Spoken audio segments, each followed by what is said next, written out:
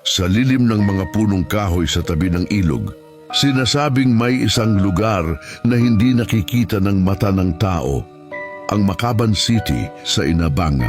Hindi ito simpleng kwento, kundi isang sumpa. Sapagkat tuwing lulubog ang araw, habang ang mga taga-baryo ay naghahanda na matulog, may maririnig silang busina ng barko mula sa kailaliman ng ilog, isang senyal na ang mga engkanto ay gising at naglalayag. Ang misteryo sa Inabanga tungkol sa Makaban City ay umiikot sa paniniwala. Sinasabing ang Makaban City ay isang lungsod na hindi nakikita ng ordinaryong tao. Ito ay tirahan ng mga engkanto o mga supernatural na nilalang. Ang mga engkanto ay sinasabing may hitsura ng tao, ngunit kulang sa philtrum o ang patayong uka sa gitna ng itaas na labi. Sinasabi ring ang Makaban ay isang portal patungo sa kaharian ng mga engkanto. Ang pangalan nito ay nagmula sa salitang lokal na kaban na nangangahulugang treasure chest. Sinasabing noong unang panahon, may mga kwento ng pakikipag-ugnayan ng mga taga Makaban City sa mga tao sa Inabanga. Halimbawa, may mga pamilyang humihiram ng mga gamit para sa kasalan at iniiwan lamang ang kanilang listahan malapit sa kuweba at kinabukasan ay naroon na ang kagamitan. Ang misteryo ay lalong lumalim nang may isang pamilya na hindi nagbalik ng mga hiniram nila, na ikinagalit ang mga engkanto at ang mga hiniram na gamit ay naging abo. Mula noon, pinaniniwala ang tumigil na ang mga engkanto sa pagpapahiram. Ang isa sa pinakakakaiba at kinikilalang aspeto ng misteryo ay ang mga liham o sulat na natatanggap ng isang pamilya sa Inabanga, ang pamilya Aparicio, na may address na Ciudad de Makaban o City of Makaban. Ang mga liham ay galing pa sa ibang bansa tulad ng US, Spain, at dinadala ng post office sa pamilya dahil sila lang ang nakakakilala sa address. Iniiwan lang ng mga tagapaghatid ang liham sa itaas ng bato sa loob ng Makaban Cave. At ito ay misteryosong naglalaho. Ipinapahiwatig ng mga liham na ito na nagpapatuloy ang negosyo ng syudad sa labas ng mundo.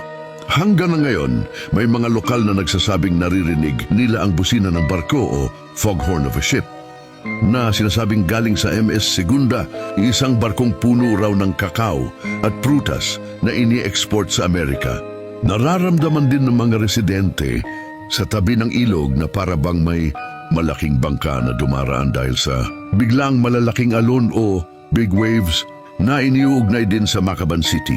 Ang misteryo ng Makaban City ay nananatiling buhay sa kultura at kwentong bayan ng Inabanga, Bohol, bilang isang paalala na may mga lugar na may sariling mundo at nilalang na nagpapakita ng sinaunang paniniwala ng mga Pilipino sa mga di nakikitang kaharian or otherworldly realm.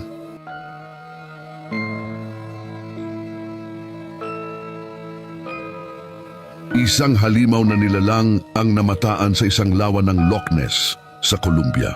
Ang alamat ng halimaw ng Loch Ness, na kilala sa tawag na Nessie, ay isa sa pinakatanyag at matagal ng misteryo sa buong mundo. Nagsimula ang kwento noong taong 565 AD.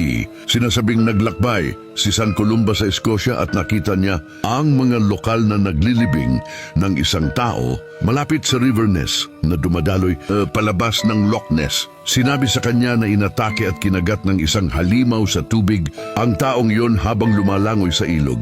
Para mapatunayan, nag-utos si Columba sa isa sa kanyang mga tagasunod na lumangoy sa ilog bilang pain. Nang lumitaw ang halimaw at handa ng sumalakay, itinaas ni Columba ang kanyang kamay, nag-sign of the cross, at iniutos sa halimaw, "Huwag ka nang lumapit, huwag mong hawakan ang taong ito, bumalik ka kaagad."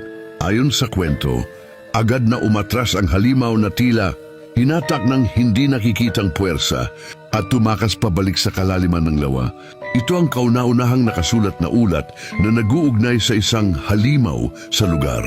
Bago pa ito, mayroon ng mga alamat ang mga sinaunang naninirahan sa lugar tungkol sa mga nilalang na kelpies o ang waterhorse na naninirahan sa mga lawa at ilog ng Escocia. Ang mga nilalang na ito ay sinasabing may kapangyarihang magpalit anyo at nang akit ng mga tao sa tubig.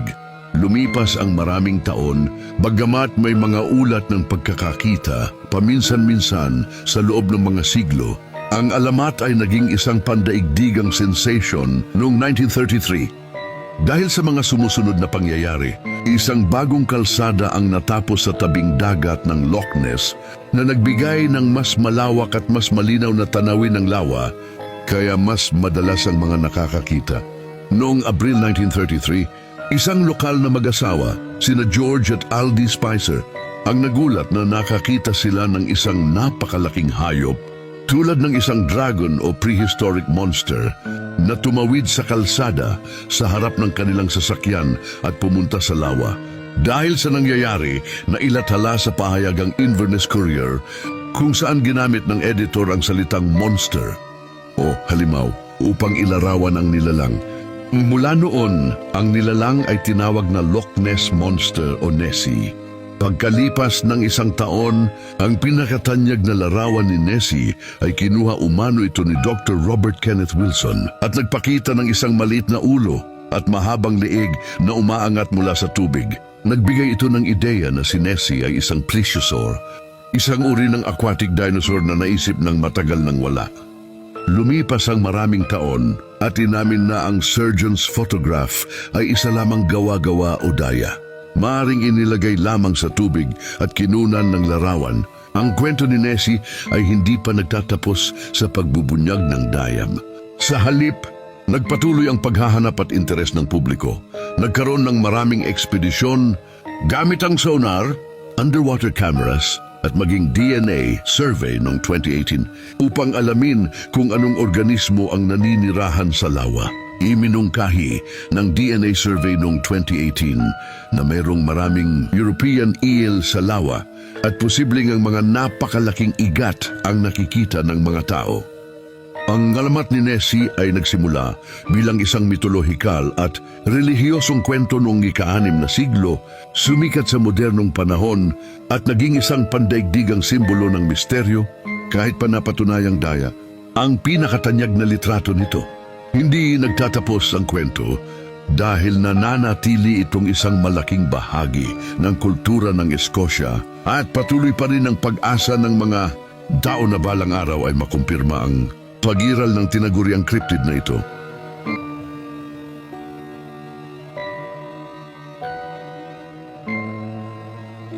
Ang tinagong dagat o hidden sea ay isang misteryosong lawa na matatagpuan sa mataas na talampas sa Barangay Kabatangan, Lambunao, Iloilo.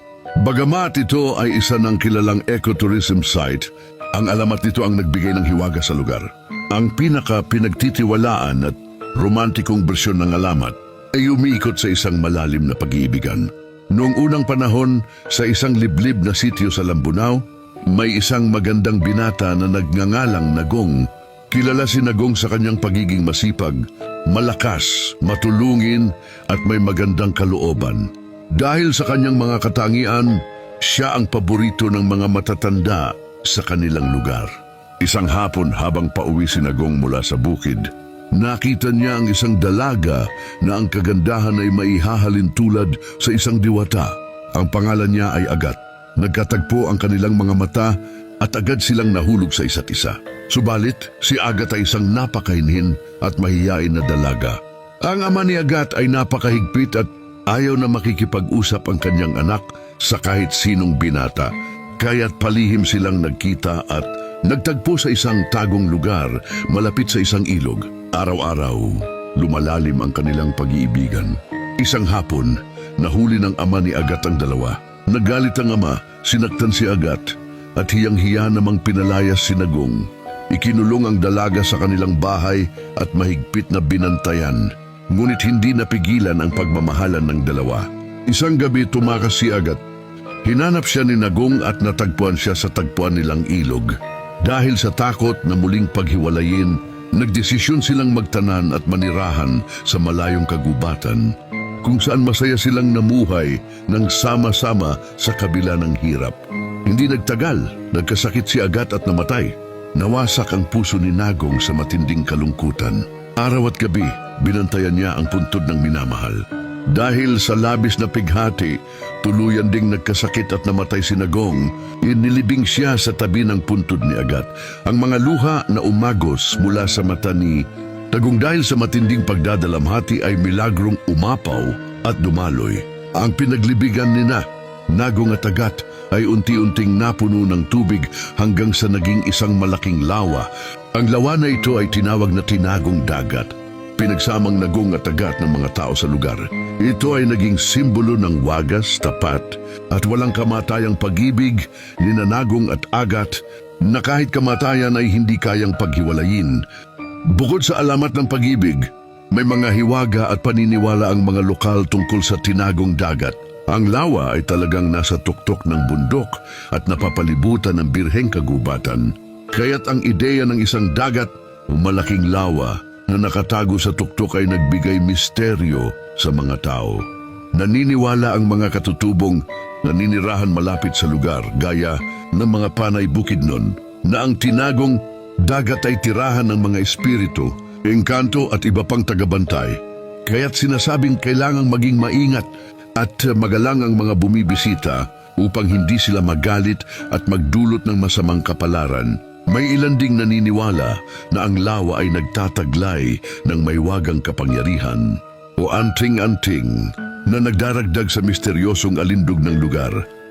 Kung gusto mo ang mga ganitong kwento, halika at magsubaybay para sa kwentong hiwaga, alamat at kababalaghan.